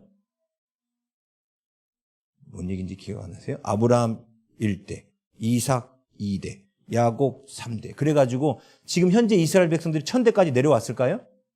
안 내려왔어요. 그런데 왜 나를 사랑하고 내 계명을 자에게는 천대까지 은혜를 베푸시냐? 그러면 그 천대 이후에는 은혜 안 베푸시겠다는 뜻인가요? 그런 뜻이 아니에요. 이게 수비학이에요. 숫자를 통해서 하나님의 메시지가 담겨 있는 겁니다. 보세요. 그런데 하나님의 말씀에 순종하지 않는 자들은 3, 4대까지 벌을 받는다고 나오죠? 그렇죠? 자, 1대부터 1대, 2대, 3대가 쭉 천대까지 하나님 복을 주신다고 하는데 1대, 2대, 3대는 하나님의 나라가 임했어요. 하나님의 말씀대로 순종하며 사는 사람들이에요. 근데 4대째 하나님 말씀대로 안 살아.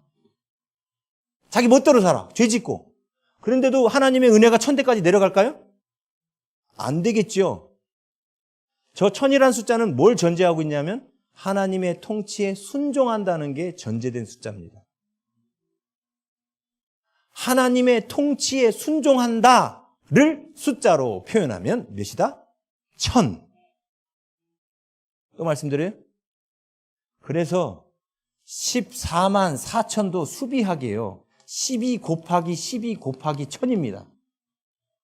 12사도 위에 새로 세워진 12 이스라엘 영적 지파, 하나님의 통치를 받는 자들. 이게 암호란 말이에요. 암호. 수비학이에요. 14만 4천은 저 누구야? 이만인의 사람들이 아니에요. 걔네들 14만 4천 넘었잖아. 뭐 20만, 30만 모인다며요. 어떻게 걸러내? 그래서 요즘들 그 14만 4천에 들어가려고 더 열심히 해. 헌금도 더 많이 내고 더 열심히 해. 14만 4천은요, 수비학에서 나온 거예요. 상징적인 숫자예요. 여기 12가 새 예루살렘 성에 나오는 숫자입니다. 그건 나중에 할게요. 근데 여기서 중요한 게 1000이라는 숫자예요. 새 예루살렘 성도 12,000 스타디온입니다. 12,000 스타디온. 새로운 이스라엘 12지파가 하나님의 통치 아래에 있는 곳. 이게 수비학이에요. 수비학. 아무렴 12,000 스타디온이 미국보다 작거든요. 천국이 그렇게 작아요? 예? 아니겠죠? 수비학이에요. 이게. 무슨 뜻이에요? 천이라는 뜻을 다시 말하면 하나님 나라의 통치를 받는다라는 뜻입니다. 자, 그래서 오늘 아침에 왕노릇 얘기 계속 했었죠? 자, 계시록 20장으로 갑니다. 요것만 하고 이제 끝내겠다. 이걸 다 하면 안 될 것 같고 20장 4절만 볼게요. 20장 4절. 20장 4절 함께 읽습니다. 시작. 또 내가 보좌들을 보니 거기 앉은 자들이 있어 심판하는 권세를 받았더라. 스톱! 내가 보좌들을 보니 거기 앉은 자들이 있어 누구지요? 24장로들. 왕노릇하는 자들이죠. 보좌는 뭘 상징한다? 왕권을 상징한다. 그 왕의 자리에 앉아있는 자들이 있죠. 심판하는 권세가 바로 왕의 권세입니다. 심판한다는 뜻이 재판한다는 뜻이에요. 왕의 기본 책무 중에 재판하는 게 있죠. 심판하는 권세를 받았더라. 또 내가 보니 이 사람들이 뭐 하는 사람들이냐. 보좌에 앉은 자들이 뭐를 하는 사람인지 설명해 놨습니다. 뭐라고 나오냐면 내가 보니 예수를 모함과 증언함과 하나님의 말씀 때문에 목배임을 당한 자들이라는 거예요. 근데 이거를 문자적으로 해석해서 목배임을 당했다고 하니까 이건 죽은 사람들이 나중에 살아나서 가는 천년왕국이구나 이렇게 해석하는 거예요. 근데 여기서 말하는 목배임을 당하다라는 이 뜻이 무슨 뜻인지 아세요? 제의적 죽음을 말하는 거예요. 로마서 12장 1절 너희 몸을 하나님이 기뻐하시는 거룩한 산 제물로 드려라. 이는 너희의 드릴 영적 예배니라. 어린 양을 잡을 때 어디다가 칼을 댑니까? 목을 뱁니다. 왜? 그게 고통 없이 제일 빨리 죽이는 방법이거든요. 목배임을 당했다는 뜻이 무슨 뜻이에요? 이 사람들은 자기를 예수님 앞에 산 제물로 드린 사람이에요. 자, 보이지 않는 세계를 보이는 그림 언어로 설명한다 했죠? 양의 목을 벨 때 양은 꿈쩍도 안 하고 순종합니다.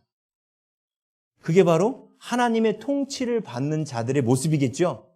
이 모습이 왕노릇하는 거라고 오전에 설명드렸잖아요. 그죠? 그 다음에 읽어볼게요. 그 다음에 또 짐승과 그의 우상에게 경배하지 아니하고 그들의 이마와 손에 그의 표를 받지 아니한 자들. 사람들은 이 짐승의 표를 앞으로 받게 될 표라고만 생각합니다. 나중에 또 말씀드릴게요. 아니에요. 이 표는 앞으로만 받는 것이 아니라 지금도 받고 계시는 분들이 있어요. 여러분은 짐승의 표, 그럼 무조건 베리칩 이렇게만 생각하는데 그게 그런 뜻이 아니에요. 먹고 살기 위해서 하나님의 말씀에 불순종하는 게 바로 짐승의 표를 받는 거예요. 계시록은 그렇게 돼 있습니다. 이 표를 받지 않으면 매매를 못한다고. 다시 말하면 먹고 살기 위하여 표를 받는 이 모습이 상징이에요. 그림 언어예요. 그게 나중에 베리칩이 될 수도 있어요. 근데 중요한 건 일단 그 뜻이 무슨 뜻이냐면 먹고 살기 위해서 주일날 주일 성수 안 하고 출근하는 거. 그 사람 지금 짐승의 표를 받으신 거예요. 하나님 말씀대로 안 살잖아요. 그렇죠? 아까 뭐라고 나왔어요? 보좌 앉은 자들은 어떤 모습이에요? 예수를 증언함과 하나님의 말씀 때문에 목배임 당한 거예요. 내가 월급을 100만 원을 깎이더라도 나는 주일 성수 안 하는데 못 다닌다. 이게 목배임을 당한 자들의 거룩한 산 제물로 자신을 드리는 예배자의 삶입니다. 그게 바로 계속 볼게요. 그 다음에 그들의 이마와 손에 그의 표를 받지 않는 자들이 그 다음에 뭐라고 나와요? 살아서 이게 무슨 뜻이냐면 자 나는 100만 원 더 주는 직장을 나가면 주일 성수를 못해. 난 근데 그렇게 할 수 없지. 주의 말씀이 주일 성수 하라 했으니까 목배임을 당하고 100만 원 덜 받는 직장으로 나가는 이것이 나는 죽은 거죠. 그렇죠? 그리고 내 안에 누가 사시는 거예요? 그리스도께서 시키신 대로 사는 삶이 그리스도가 내 안에서 사시는 삶이죠. 살아서가 그 뜻입니다.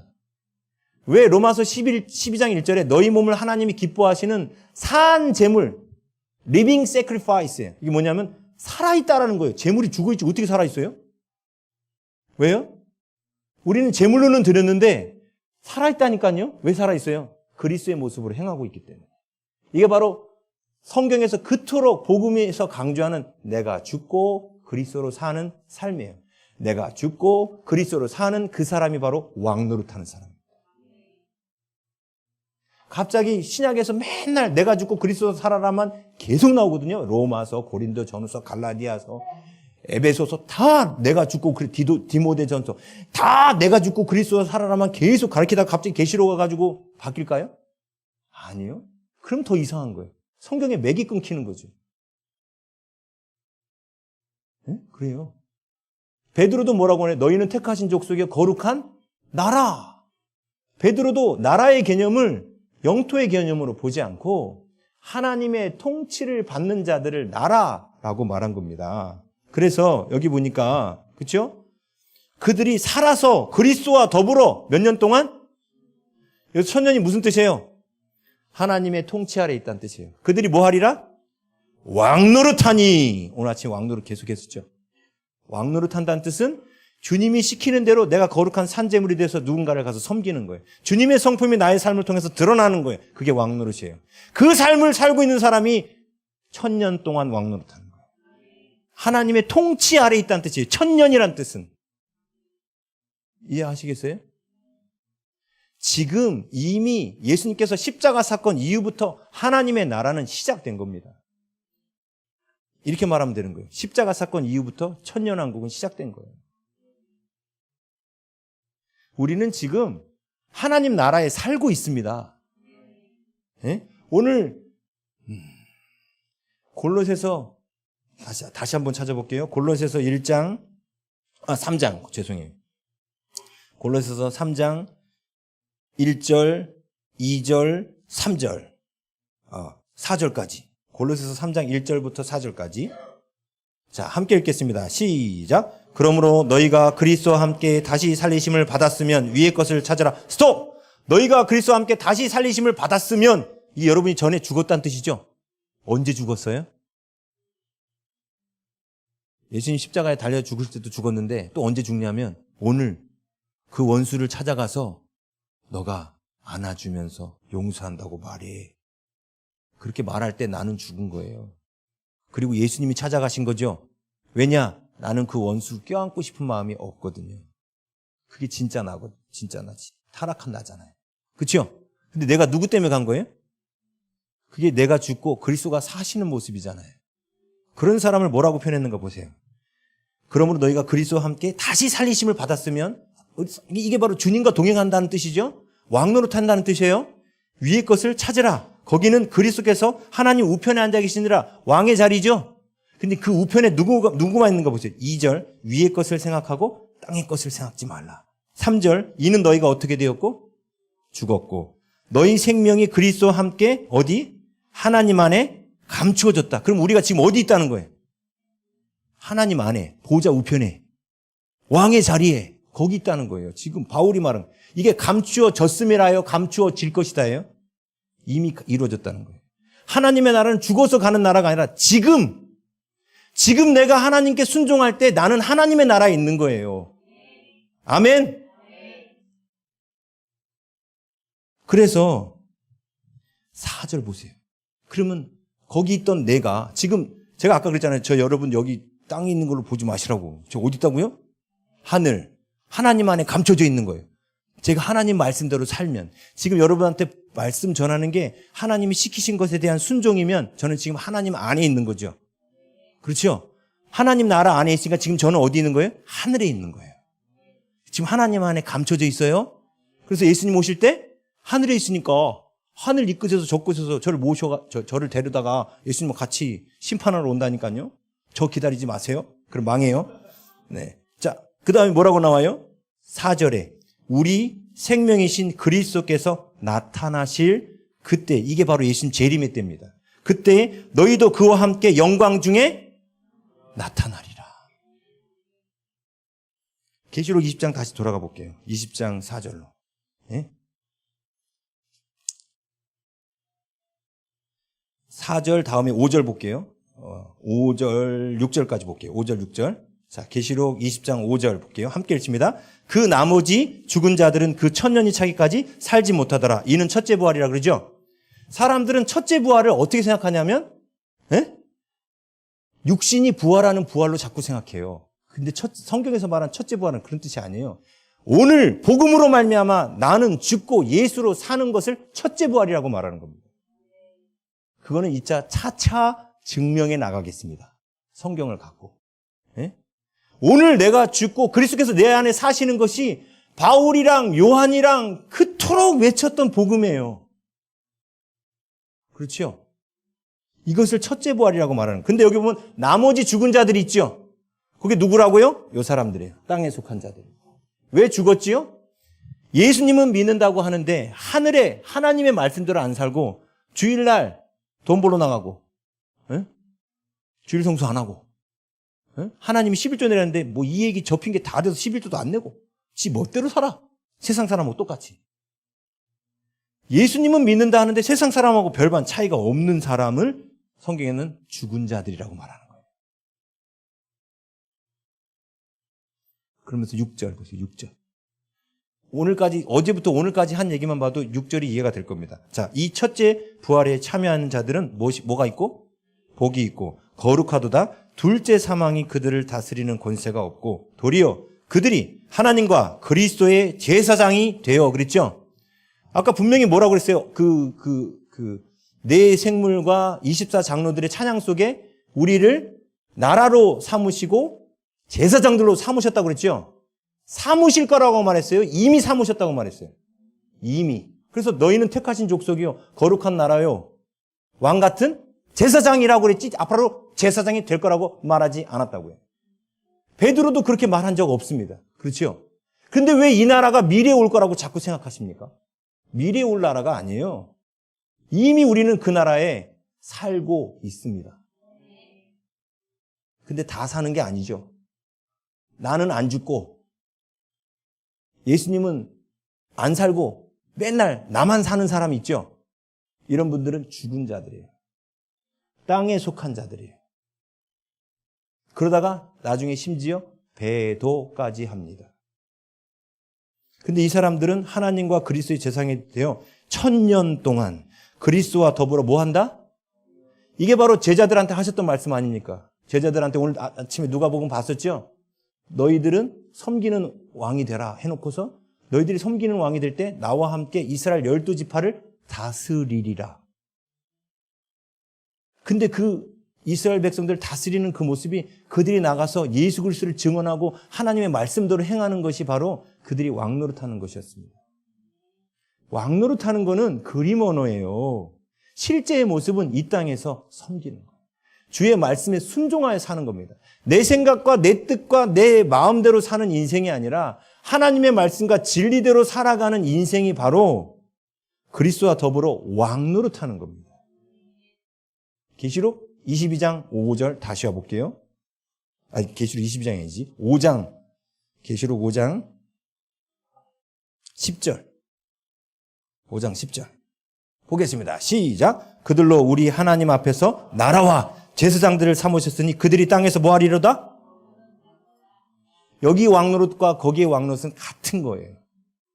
그런데 왜 그 왕노릇을 미래에 오게 될 하나님의 나라, 미래에 오게 될 천년왕국 이렇게 생각했느냐? 그는 계시록의 구조를 잘못 이해했기 때문에 그렇습니다. 그런데 그거는 오늘은 못해요. 너무 길어서. 나중에. 오늘은 이제 여기까지만 하고요. 사실 지금도 제가 하다가 끊었어요. 다 했다가는 안 될 것 같아서. 하나님의 나라에 관한 예수님이 하나님의 나라에 대해서 가르치시면서 비유로 가르치신 게 마태복음 13장에 나온 씨 뿌리는 자의 비유, 가라지 비유. 그 다음에 뭐가 나와요? 가라지 비유 다음에 제가 알기로는 가라지 비유 다음에 겨자씨 비유, 누룩 비유, 그 다음 누룩 비유 다음에 뭐가 나오죠? 땅을 파다가 값진 보물을 발견한 사람. 그 다음에는요, 값진 진주 구하는 거. 이런 게 나오거든요. 자, 거기 보세요.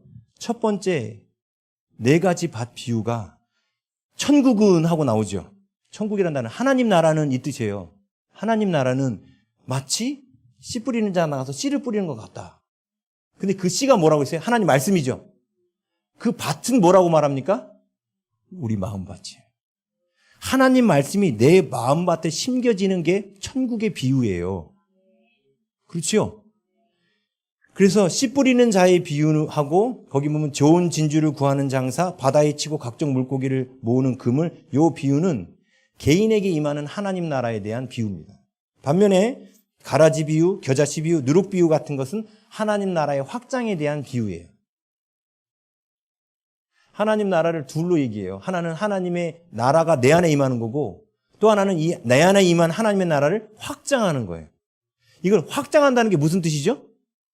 예수님 말씀에 순종 안 하는 누군가를 예수님 말씀에 순종하도록 하는 게 그 사람 안에 하나님의 나라가 임하는 거죠. 그러면 내가 하나님 말씀에 순종하는 게 하나님의 계명을 지키는 거죠. 근데 이 사람도 하나님의 계명을 지키도록 하는 것은 예수님을 증언하는 거죠. 자, 하나님의 계명을 지키고 예수 그리스도를 증언하는 일, 이게 하나님의 나라가 내 안에 임하고 하나님의 나라를 확장하는 겁니다. 그래서 계시록에서 깨어있는 성도의 기준이 무엇이냐? 계시록 1장 2절. 1장 2절 함께 읽습니다. 요한은 하나님의 말씀과 예수 그리스도를 증거. 보세요. 하나님의 말씀과 예수 그리스도의 증거. 말씀은 자기에게 임한 하나님의 나라. 예수 그리스도의 증거는 하나님의 나라를 확장하는 거. 자, 1장 9절. 1장 9절. 자, 함께 읽습니다. 시작. 나 요한은 너희 형제요 예수의 환난과 나라와 참음에 동참하는 자라. 스톱. 여기 보면 예수의 환난과 나라와 참음에 동참한다. 나라에 동참한대요. 요한도 동참한다고 그랬죠. 동참하는 게 뭐냐? 그 다음에 나와요. 하나님의 뭐와? 이게 하나님의 말씀이 내 안에 임하는 거. 하나님의 성품이 임하고 하나님의 능력이 임하는 거. 하나님의 나라가 나에게 임하는 거. 그 다음에 예수를, 이게 바로 하나님 나라에 동참하는 거라고요. 내 안에 하나님의 나라가 임하는 게 하나님의 말씀이 임하는 것이요. 하나님의 나라를 확장하는 게 예수 그리스도를 증언하는 거예요. 요거를 아셔야 계시록에 하나님의 말씀과 예수 그리스도를 증언함으로 목배임을 당한 자들, 아까 그 사람들이 그거 있잖아요. 아까 계시록 20장 4절에 천년왕국의 첫째 부활에 참여한 사람들의 특징이 뭐였어요? 하나님의 말씀과 예수 그리스도를 증언함으로 목배임을 당한 자들이라고 나왔잖아요. 하나님의 나라가 자기에게 임하기 위해서 자기를 죽인 산제물로 드렸고, 그 다음에 그 하나님 나라를 다른 사람한테 확장하기 위해서 자기를 산제물로 죽인 사람, 그 사람이 왕노릇한다고 써 있잖아요. 그렇죠? 성경이 맨 똑같은 말만 하고 있어요. 근데 이 말씀은 여러분이 계시록에서 지금 처음 듣는 말씀이 아닙니다. 이미 신약에서 계속, 아니 구약부터 계속되던 예언이에요. 이사야가 예언했던 하나님의 나라도 이런 나라였어요. 이사야가 예언했던. 다니엘이 예언했던 하나님 나라도 이런 나라였어요. 자, 잘 생각해 보세요. 아까 그랬죠? 내가 지금 하나님의 통치를 받고 있으면 나는 지금 어디 있다? 하늘나라.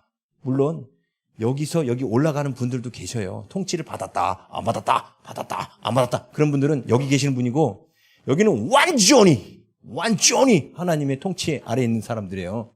예? 근데 하나님의 통치 아래에 있는 사람들은 하늘에 있는 거예요. 그래서 24장로들이 하늘에 있는 겁니다. 근데 사람들은 그 하늘을 저 멀리 있는 건 줄 알아요.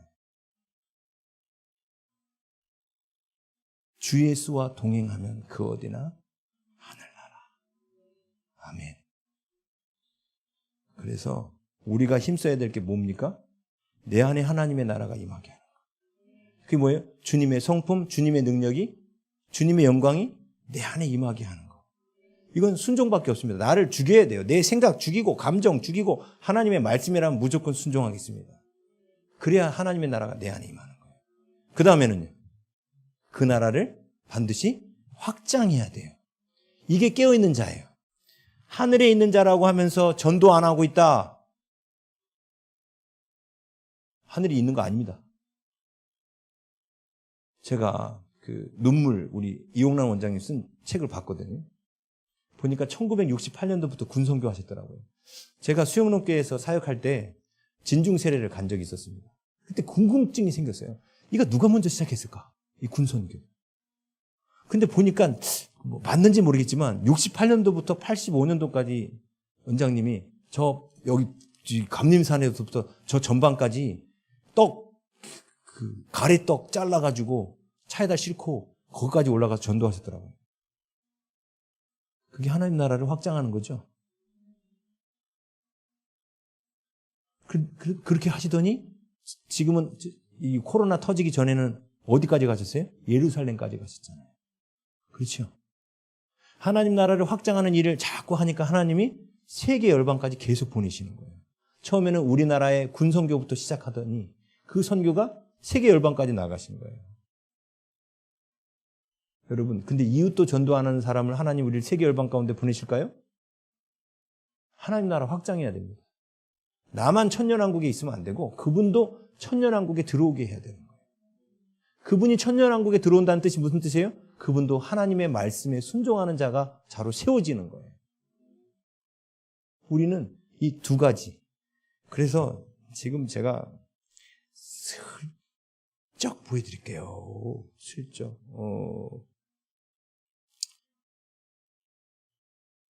아니다. 나중에 아꼈다 하겠습니다. 참아야지.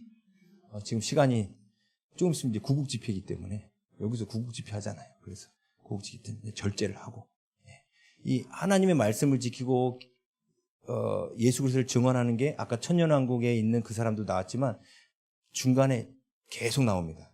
하나님 앞에 깨어있는 하늘과 하늘에 속한 자들의 그 상태를 뭐라고 표현하냐면 항상 똑같아요. 하나님의 계명을 지키며 예수 그리스도를 증언하는 자. 이게 바뀌질 않아요.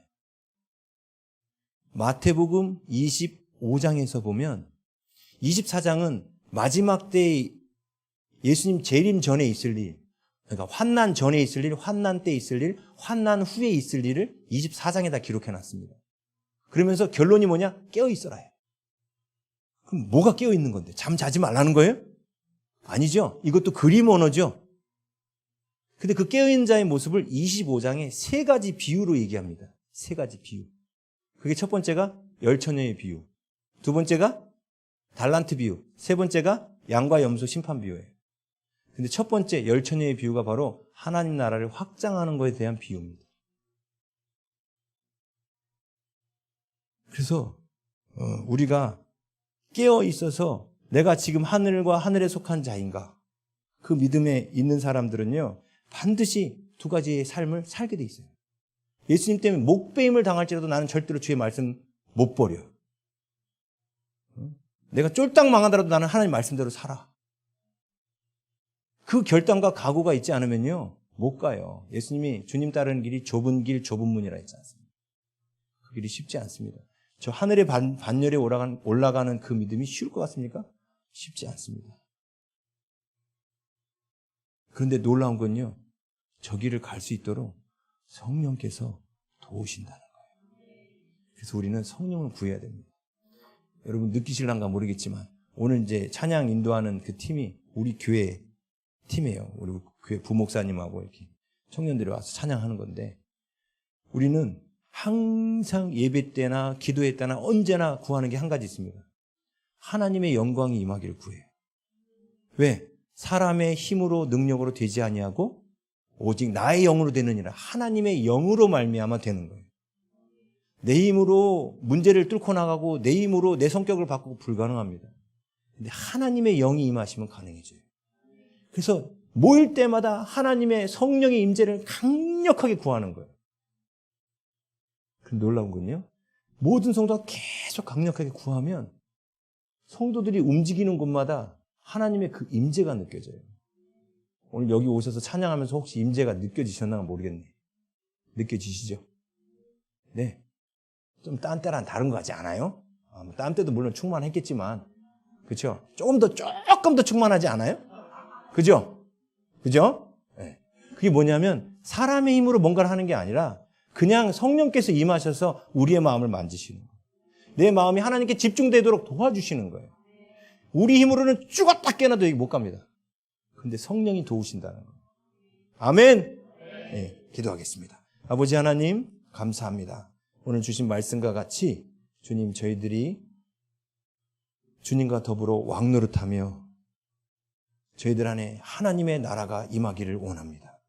하나님의 영광을 사모하며 하나님의 능력과 성품이 우리 안에 이루어지기를 사모하며 오직 주의 말씀에 순종하며 그 하나님 나라를 확장하는 증인으로 살아가는 저희들 모두가 되게 하여 주시옵소서. 감사드리며 예수님의 이름으로 기도하옵나이다. 아멘.